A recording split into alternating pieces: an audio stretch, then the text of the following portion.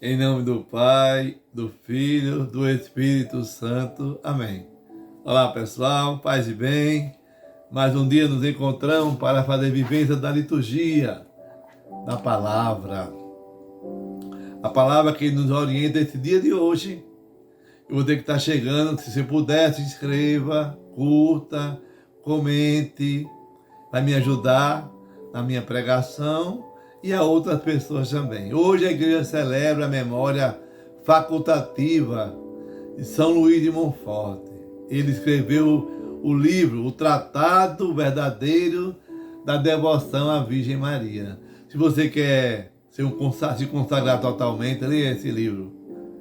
Jesus hoje vai falar para cada um de nós: quem vê Ele, vê o Pai também que está no céu. Então vamos nos preparar, pedir a Deus, dizer a Ele que nós não estamos sozinhos, precisamos da sua companhia, desejamos a sua presença na alegria ou na tristeza, na saúde ou na doença. Que Deus possa caminhar conosco todos os dias, para que a gente possa vencer todas as tempestades. E pedir a Deus uma graça pelo evangelho que vai ser proclamado. Todo evangelho proclamado é a conversão anunciada. O que eu preciso mudar? Em que eu preciso me converter? Peça a graça. Jesus, Senhor, eu creio em Ti, mas aumentai a minha fé, para que as dúvidas não atrapalhem, não me afaste do Teu amor misericordioso por mim. Amém. O Senhor esteja convosco, Ele está no meio de nós. Proclamação do Evangelho de Jesus Cristo segundo João. Glória a vós, Senhor. Naquele tempo, Jesus exclamou em alta voz: quem crê em mim, não é em mim que crê, mas naquele que me enviou.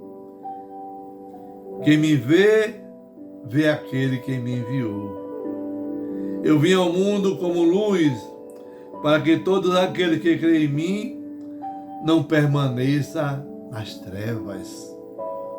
Se alguém ouvir as minhas palavras e não as observar, eu não julgo. Porque eu não vim para julgar o mundo, mas para salvá-lo. Quem me rejeita e não aceita as minhas palavras, já tem o seu juiz. A palavra que eu falei o julgará no último dia. Porque eu não falei por mim mesmo, mas o Pai que me enviou, Ele é quem me ordenou o que eu devia dizer e falar. Eu sei que o seu mandamento é vida eterna. Portanto, o que eu digo conforme o Pai me falou. Palavra da salvação. Glória a vós, Senhor. Que a palavra do Santo Evangelho perdoe os nossos pecados. Nós estamos na semana do Bom Pastor. A palavra de Deus, ela crescia e se espalhava cada vez mais e mais. Hoje, Barnabé e Paulo concluem sua missão e voltam para Jerusalém. Quando estavam na Antioquia, levaram consigo João, que tem o sobrenome de Marcos, que escreveu o Evangelho de Marcos. O capítulo 12 de Lucas, de Atos dos Apóstolos, vai dizer algo que precisamos ouvir. Jesus repete e nós escutamos e repetimos também. Atos dos Apóstolos, ele apresenta pela última vez uma narrativa com Pedro e prepara agora a missão paulina. Antioquia se torna um local central, onde a palavra deve ser irradiada. E Lucas aparenta, no texto de hoje, uma equipe missionária. Um pode chamar quem, diácono? Diga aí. Digo sim. Por Paulo, Barnabé e João Marcos. Interessante ressaltar que na igreja de Antioquia havia profetas, doutores, embora aqui se mencione apenas Barnabé, tá lembrado? Simeão, Lúcio de Cirene e Manaém. Pode-se supor que haja outros doutores e profetas, muito importante para a caminhada da igreja, na palavra e na ação do Espírito Santo. Com o envio de Barnabé e Saulo, em missão, se completam os 3 mistérios principais para Paulo, como ele enumera na primeira carta de Coríntios, capítulo 12, 28. Depois você veja lá, 1 Coríntios 12, 28. Na igreja de Deus, olha só, estabeleceu primeiramente os apóstolos, em segundo lugar os profetas e em terceiro lugar os doutores. Então, quem é primeiro lugar na igreja são os apóstolos e os profetas, para depois vir os doutores da lei, tá certo? Temos aqui o embrião da comunidade primitiva, todo centrado na palavra. É o que você devemos fazer, nos centrarmos na palavra. É assim que você faz todos os dias? Não? Então precisamos todos os dias nos centrar na palavra. Daí a gente pode concluir a força da palavra na expansão do cristianismo. O verdadeiro missionário, ele é enviado por uma igreja. Ninguém é missionário sozinho. Eu quero fazer isso. Não pode, não é assim. Se não for enviado por uma comunidade concreta, não é um missionário, não. É ele, o missionário, ele tem um peso desse envio, segundo explica Lucas em Atos dos Apóstolos. E destaca que eles fizeram jejum, se prepararam, fizeram uma celebração comunitária, discerniram o mandato do Espírito Santo, impondo as mãos sobre aquele povo e enviaram em missão. Já pensou você em jejuar também? Quando às vezes você tem algum problema, aí você diz assim, puxa, estou sem solução, aí começa a falar para um, começa a falar para outro, e nada se resolve. Olha só, Paulo e Barnabé celebraram a direção de Deus com jejum. Se eu não sei como tomar a posição de algo que eu estou querendo na minha vida, uma solução, eu tenho que rezar naquele problema. O meu problema é o meu relacionamento na minha família, então eu vou rezar, como disse Santo Inácio, a minha oração vai ser aquela, o meu relacionamento com meu pai, minha mãe, meu irmão, eu rezo aquele problema. O meu problema é pagar minhas contas, por exemplo, organizar minha vida financeira, então eu vou rezar sobre a minha vida financeira. O meu problema é sentimental, tudo que falam, machuca meu coração, então eu vou rezar sobre aquilo que machuca o meu coração. Faça do seu problema uma oração. É assim que Jesus ensina Santo Inácio de Loyola.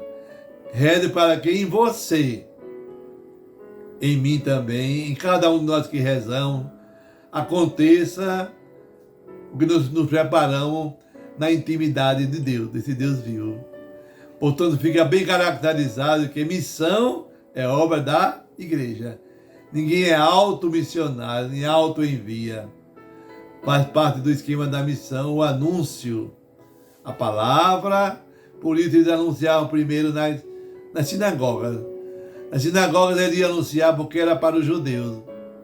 Mas aos poucos vai ficando claro que os judeus rejeitavam a palavra. E foi falta de quê? Não foi falta de esforço missionário, foi não, dos primeiros não. Jesus diz assim, eu vim para o mundo como luz, para que todo aquele que crê em mim não permaneça nas trevas. Olha só, daria para fazer uma pregação ou um retiro dessa palavra. Eu vim ao mundo como luz. Jesus é o bom pastor, é a grande revelação do Pai. Com esse versículo, João termina o que nós chamamos, o livro dos sinais, onde João relata 7 sinais que nós não podemos esquecer da messianidade de Jesus. Jesus ele diz que ele é luz, eu sou luz, sou ressurreição, sou vida, sou caminho, verdade e vida, sou pastor, sou porta, sou pão da vida, sou pão vivo. Ele traz em si o dom da água viva. Esses símbolos são dons de Deus, os milagres da ele oferecido, por ele oferecido, né? Como chamamos expressamente em João, em vez de milagre, de sinais. Pois seu valor não está no valor material, não. Não é um milagre material que vai enaltecer, mas o que significa. Oxe, diácono, entendi não. Como assim? O vinho, o milagre do vinho, das núpcias, significa o quê? A núpcia messiânica do Messias. Quando Jesus curava alguém dando saúde, a vida que Jesus traz, ele vem para nos dar saúde. Quando Jesus ele mostra o pão, dá o seu ensinamento. Quando ele restaura a vista de alguém, diz que ele é a luz do mundo. Quando ele ressuscitou Lázaro, ele é a ressurreição e vida. Você não pode ver a materialidade do sinal, mas o que ele representa para mim e para você. Quem não vê os sinais no gesto de Jesus é como se não tivesse visto nada.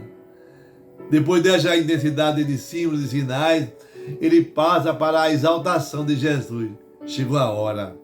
O texto de hoje, Jesus grita: quem crê em sua palavra, em sua pessoa, crê também no Pai. Jesus, esse é um tema forte de João. Quem crê em Jesus, crê no Pai. Quem vê Jesus, vê o Pai. Jesus volta a falar da sua missão, que é salvar a mim, salvar a você, salvar a todos nós, meu irmão, minha irmã. Ele não vem condenar ninguém. Mas quem rejeitar Jesus, já é rejeitado do Pai. Aqui é interessante que dá para entender que Jesus se refere ao julgamento final do tempo. Jesus fala, meu irmão, minha irmã, para quem ouve a sua palavra e não guarda no seu coração. Olha só, ouvir Deus, toda palavra proclamada é uma conversão. Então pratique essa palavra, se converta, meu irmão, minha irmã, mude o seu coração de pedra num coração de carne, que perdoa, que aceita, que se reconcilia, que é manso e humilde. Aqui dá uma referência explícita no livro de Deuteronômio, quando Deus fala para Moisés: no meio dos irmãos farei surgir para eles um profeta, como você, Moisés. Vou colocar na boca dele as minhas palavras, para que ele possa ensinar a todos. Se alguém não ouvir as minhas palavras, que esse profeta vai pronunciar em meu nome, eu mesmo pedirei conta a essa pessoa. Fala a Deus. É a mensagem central do texto de hoje, meu irmão, minha irmã. O mandamento do Pai é a vida eterna. Jesus é a luz, é o caminho que nos conduz à vida eterna. Quem preferir as trevas, a sombra, sabe que suas obras são para o mal, pois se esconde da pessoa de Jesus. Quantas pessoas se escondendo do ressuscitado? A literatura sapiencial, temos diante de nós um deixar tomar. Ou você quer viver nas trevas, ou viver na luz. O que é que você escolhe? Em Jesus a gente aprende a moral, a ética, convivência com a diferente, tudo e muito mais. Ele ensina porque tem a vida eterna. Então, escute mais Jesus. Você e eu precisamos ouvir mais a Deus. Então, nessa hora eu rezo por você, que o Senhor te abençoe e te guarde. Que o Senhor volte para ti e tenha misericórdia de ti. Volte para ti o teu olhar e te dê a tua paz. Que eu te abençoe. Em nome do Pai, do Filho e do Espírito Santo. Amém. Ide em paz. Anunciai o Evangelho a toda criatura. Quem crê e for batizado será salvo. Paz e bem. Tenha um dia alegre e feliz.